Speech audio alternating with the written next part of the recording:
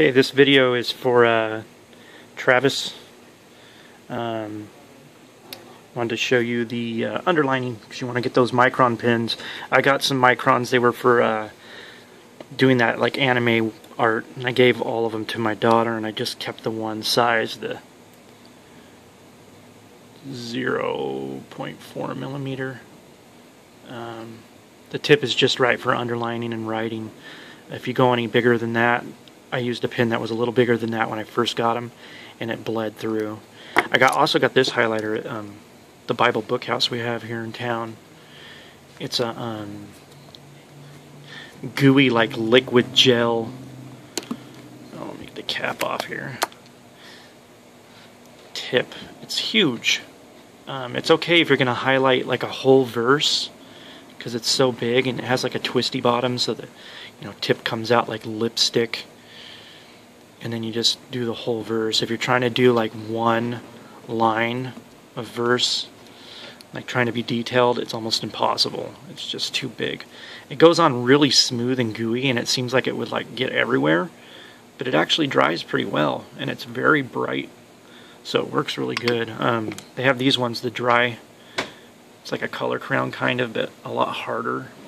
It takes a while to, highlight a verse, but these work really good if you're completely worried about using liquid bleeding through. These are really good. They cost like $2 to $3, which is kind of spendy for one pen thing, but you're going to keep it forever, so it'll last a long time. And then I got these a long time ago. I got like a 6-pack of blue, green, red of these. If this company makes anything like this anymore, Pentel colored pencils. They come with extra tips and stuff, and I've had these for years, and they work really good. And I'll show you some underlining with that I have in there. This is the pencils that came with the micron. It came with an extra pencil, which works really good for writing in the margin.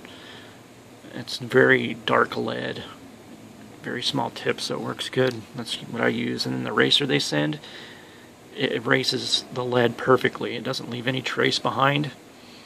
So if you mess up, I'd rather do that than use a pen, make a big mess. But anyways, I wanted to show, since I'm making this video, I wanted to show that I redid my ribbon. I don't have the blue and gray anymore. I got a thicker blue, and I put it behind the ribbon, behind the headband, so I don't have to keep trying to, move the headband and end up damaging the pages and stuff in there. But it worked really well, and this thick ribbon is so much better. It's just, you got to make sure you pick the right ribbon when you go to this store. Make sure that it's double-sided instead of just one-sided. But it turned out really nice. I love it. Anyways, I'm going to get to your highlighting here. I know you're wanting to see the print. A better thing of the print, and Schofield's notes. Like I said, like look at this page, there's nothing on there. It's pretty much just a reference Bible. Look, page after page, flipping through here, and it's just a tiny little bit of notes. So you really don't have to worry about it. Every once in a while it'll get about that high, and then you'll get one that's half the page. But it's just pretty much sporadic. It's not like your regular study Bibles that take up half the page. But I think you were the one saying that the red Jesus and Red Bible that they have, the ink fluctuates really bad. And this one, it doesn't do that at all. It's really nice. The lines don't fade out, so you don't have to worry about that. It's just perfect ink through the whole thing. I haven't found any any mistakes with the ink, really at all. Nothing. It's nice and smooth. So anyways, I'll show you some underlining that I did. Marked it in here somewhere. Okay. This was in my other video where I drew pictures. It's the only ones I have right now to show you. But here's the underline that I did with the 4mm. I put like I'll take like a card like this, put it there so I don't end up messing up, because if you go over the words, it's going to be forever, so I don't want to do that. So I've been trying to use this, and what I do is I just take the pen, since I only have trying to hold the camera now. I don't want to try to do it without it. You know, you just put it on there and just, you know, just kind of slow. If you take too long, it'll probably bleed through, because I did that with a picture. I took too long and it kind of did bleed through. Not too bad, but it did go all the way through. But I'll show you, you know, here's a bunch of lines right here. Here's the other side. And there is no show through at all. I mean, you can kind of see it, but it's not bad at all. It doesn't bleed. So the microns, they work really well. I heard those German brand ones, they come in like a green pack. I don't know what the name is, but I've heard that those work better, that they dry quicker. So I can give those ones a try. And this was with the colored pencil thing that I have, these Pentec colored pencils. And then I used gel pens, just your regular everyday gel pens from Walmart. And this was my colored, my dry one that's like a crown. And then those, and I'll flip through. And even with all that pen that I took a long time with and really put it on thick there, it did not bleed through. It shows through because that's on the margin and there's no words to cover it up. But, you know, I've seen other Bibles just, you know, other people's Bibles where they've bled through really bad. Most of my Bibles that I have, I've never had any bleed through really bad. I would say this one is probably pretty normal. And there's red. And red. I'll go to where I really used the pen really heavy.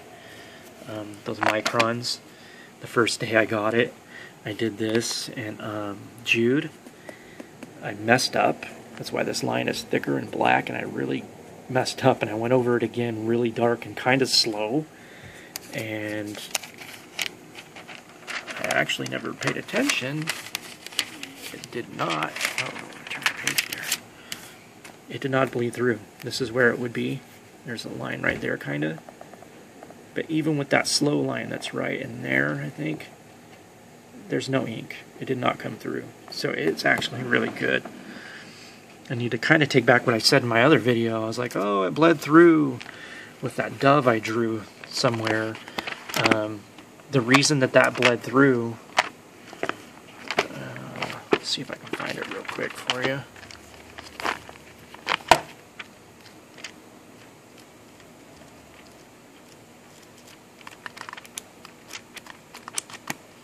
I'm not finding it now. Anyways, I don't want to take forever trying to find that. But the reason it bled through is because I used the bigger micron pen, and it was just, you know, the head tip was too big, so the ink just instantly bled. It could have been because the pen was brand new too. So, yeah, this is what it looks like, you know. It's a really good Bible. I mean, if you decide to go on this one, I got the iron calfskin, and I've been using this thing, and it is just really good. It's bound really well. This hasn't come unglued like my red letter that came unglued here completely, just blah, it was a mess. But the stitching's done really good. The iron calfskin is kind of thin when you get it. You're like, wow, that's really thin, but it's such a nice piece of leather.